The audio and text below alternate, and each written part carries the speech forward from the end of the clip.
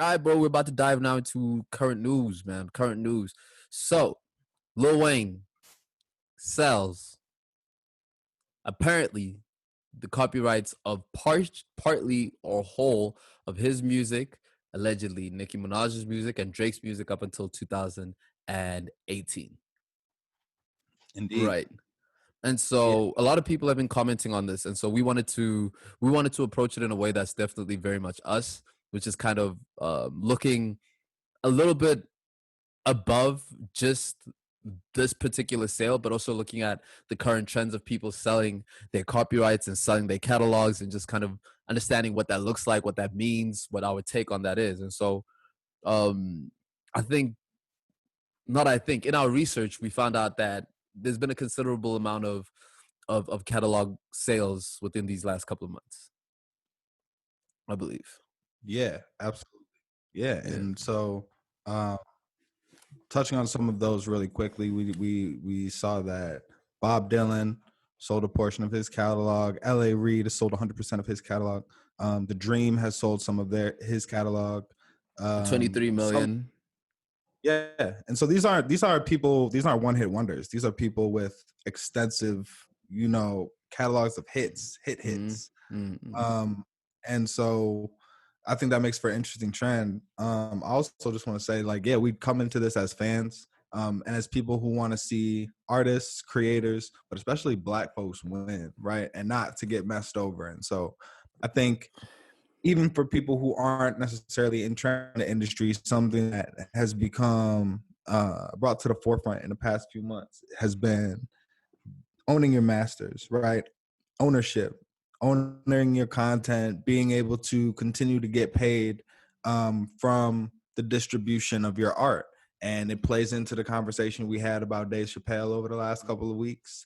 But I think when we approach this, it's important to understand that having followed Wayne for a while, there was a long time where Wayne wasn't getting paid, Yeah. right? So under Cash Money, under Birdman, right, they had a familiar relationship that may have entangled the business relationship in such a way that I don't want to say that Wayne was taken advantage of, but I will say that for a long time, his financial situation was something that he was fighting and striving to correct. Yeah. And I think we recently saw with the release of Carter 5, him almost close that chapter. And I say almost because I think this is kind of an epilogue to that, Mm. right? So however that business deal closed, he now felt it was advantageous to him to sell His his Young catalog. Money catalog, Yeah. right? And so I want to be clear that Wayne's catalog is huge. And what we're talking about here is his Young Money catalog. That's why it includes Drake and Nicki, which is bigger. Which Wade's catalog is huge. Putting Drake and Nicki's, that's wild. That's astronomical. yeah, for sure. And I'm not sure which of Drake's albums fall under that. I imagine it's not all of them. I'd imagine it's not all of Nicki's albums, but I So imagine it's a what I read, right? yeah. Not to cut you, is that allegedly with Drake's albums, it was up until 2018 with Views. I believe Views was the last. Okay, or if you're reading this, because I think That's that was way back. That's way back. wait, what? Views and if you're reading this the next project after Views? Is it? I think so. Maybe not. I'm tripping. Maybe. I don't know. But I thought that was the I contract switch. I thought if you're reading this was literally the project he dropped to satisfy his contract, which is why it was called If You're Reading This, It's Too Late. It's out. yeah. I'm not. Yeah, whatever the case is. Anyways, up until 2018, right? Up until 2018 is when Drake's last album. Apparently, Nicki's last album also got dropped onto.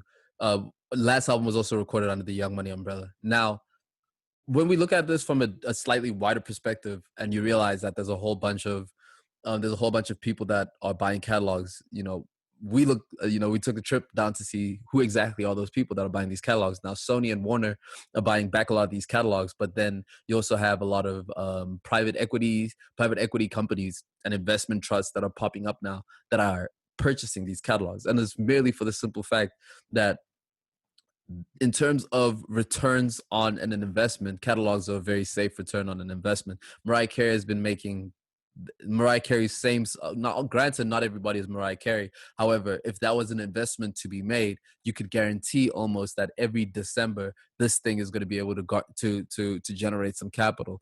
And so with a wide enough and diverse enough catalog, you can very much be able to continue the proceed. You can be able to reap the proceeds of that, even in small chunks, but from a wide catalog. Which is why a lot of these blockbuster catalog deals are coming from people with very wide catalogs. You know, it makes intuitive sense, but from an investment perspective, it's the whole concept of, do you want one thing making you one thing making you money, or a bunch of things making you a little bit of money, a Yeah. little bit of money each, you know?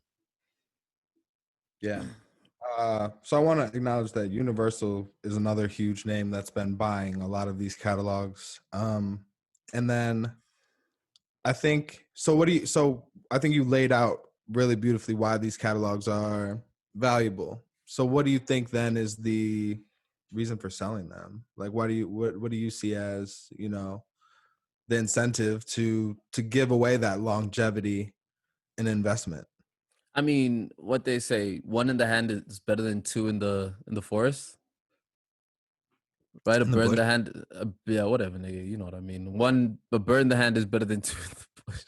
Don't correct me. It's my flu game. A bird in the hand is better than two in the bush. I think is that, you know. I think the process, probably the process of being able to recoup your royalties is one that involves a decent amount of middlemen. You know, you have somebody has to collect it, somebody has to invoice it, somebody has to double check it. All of those things I think are quite laborious. And so when one person thinks about, especially if they've been screwed over in the music industry before over something like this, might not be necessarily worth their effort in order to continue this process of being able to recoup these recoup their royalties and whatnot. And so when somebody comes with a fat check and they lay it down, you know, it makes a lot of sense. I mean, I can get 23 million now, or I can make 50 million in 40 years. And that's just the window that these investment companies are looking at. They're holding these things for a long time, and then they're going to eventually package it and then sell those out as packages, as investment royalty unit trusts is actually what they're going to call it. There you go. See, where else y'all gonna Boom. get that type of breakdown, son? Boom. So then I think that brings up a further question about, in that case, there's a lot of things we don't know, right? So we don't know what these artists plan to invest that lump sum of money in. Maybe they have an idea, each of them, maybe there's a collective motivation to, put money towards something else that they see as a better investment in the future.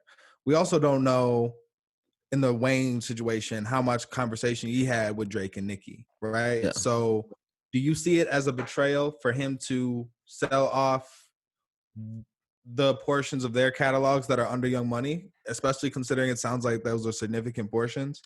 Or do you feel like that's all that's fair, for business, considering he was the head of Young Money?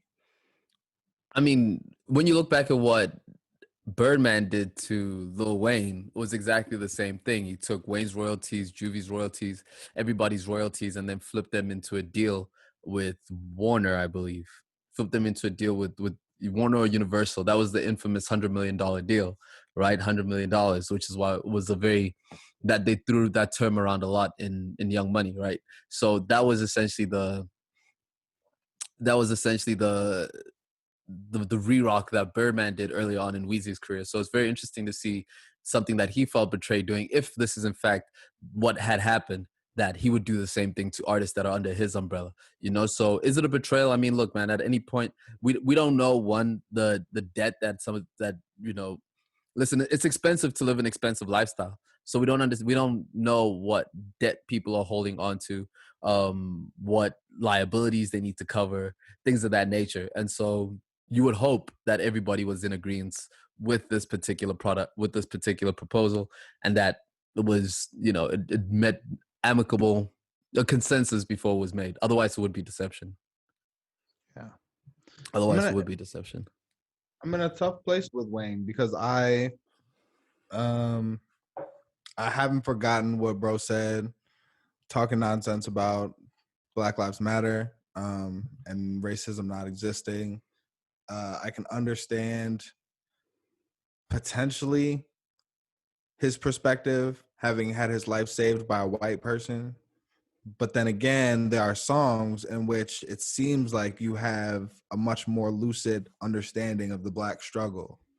And maybe you communicate best through music, but I'm in a tough place because, like I said, I haven't forgotten those things and the timing at which you said them, supporting Trump and all that shit. Miles is talking to Lil Wayne directly right now, ladies and gentlemen. Go ahead, bro. Get your shit off. I just think it speaks to a place that we're all that I think more of us are coming into conflict with our beliefs and the people that we support and the people that we mess with. Because my follow-up statement was that I did listen to his last mixtape and it's fire.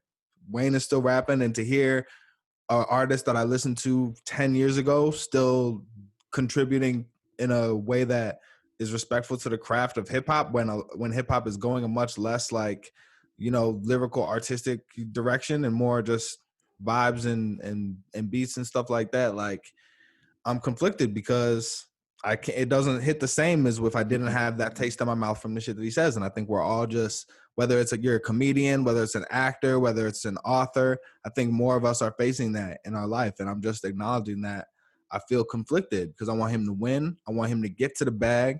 But I also, you know, I don't want the people we put in these positions and the people that we champion and the people that, you know, we go to battle for, in the sense of, you know, fighting for artists and fighting, you know, these are the people that are going to benefit from that. The 50 cents, the, you know, like all these people that we are chastising in this moment. And it's just a conflict and it just doesn't, all the pieces don't fit right. And the wheel of support isn't continuous. And I just feel like that's important to acknowledge, especially when it does bring somebody like Lil Wayne, who's so irrelevant politically, to the center of all these different conversations. Hey, man. Well, look, to put a ribbon on it, ownership undoubtedly is the way to go, but there's a price that one has to pay when it comes with ownership.